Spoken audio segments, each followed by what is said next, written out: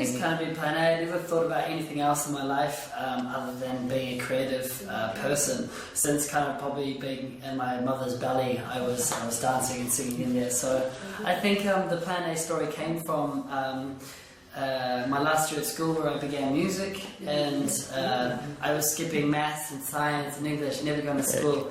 And when I got called to the principal's office, I thought I'd get the cut. And anyway, they said, you need to go to these classes. I said, no, I don't, because it's not going to help me. I said, you have to do it just in case you need your backup plan. I said, well, I don't need my backup plan, because I'm going to do my plan A. So actually, after that, they saw the drive and the passion inside of me, and they actually sent me to New York for a school exchange. And that's kind of the first stage where I thought, actually, if you just show everybody what you want to get, or you keep going for it, sometimes it might finally happen. So anyway, we have the school choir in the album, and the principal actually came to Berlin to the studios, and so it's a thank you to him, the title, and also a fuck you to some other teachers. Said I wouldn't happen. So I think I've always had that kind of drive. I think there's just it's all I was going to do, all I was going to breathe. Whether it was, I was doing acting and dancing at the same time, and photography.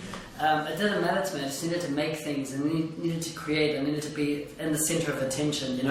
I loved that. I was, always putting on costumes as a kid and doing performances in front of my mother. And I'm so happy she's not sick of me still. So thank you, Mama. It was big battles. The biggest battle was my father, know. And in New Zealand, it's a very macho country, and so me and my brother, we brought up playing rugby at the same time, which is kind of a good thing because we didn't get bullied for being dancers and whatever. So, but it took a long time for my father. That was an uphill battle. I knew he always loved us, although sometimes you wouldn't know, but.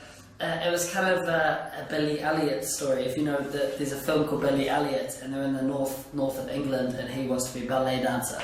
And the father in that film reminds me a lot of mine.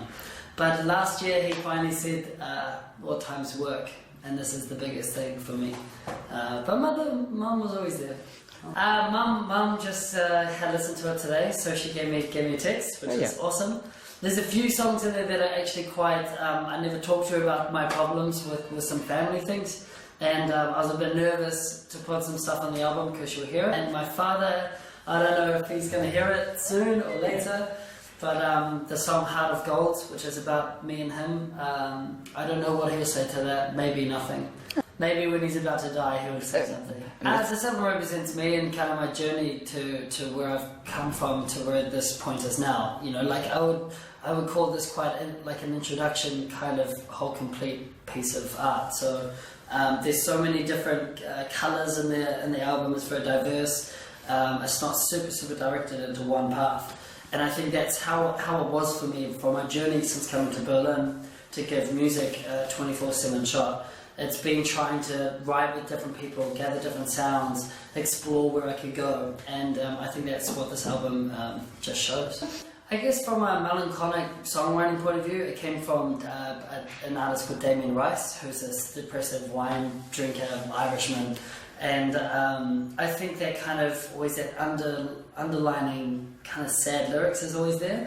I think with singers, I've always been inspired by fierce female artists. Like Amy Winehouse, like Duffy, like Adele. I absolutely love fierce female artists, and I think just the way they sing and how they pour their emotion with those notes, that's where kind of my style grew, because I can sing low, but it just doesn't bring out the emotion that I want to get out. I think back into it, the reason why we brought it out as the first song is because it's the backbone of the whole album. So it kind of incorporates the whole story of Plan A, to not give up on your dreams, to just keep pushing. So I think it's the spine of the album, and I was happy to release that for the first song. I think it's healthy for me to be able to keep these on the side to do. If there is an opportunity to do musical theatre or a music video for a friend, I would totally go for it. But at the moment, it's full on first album. Thank you.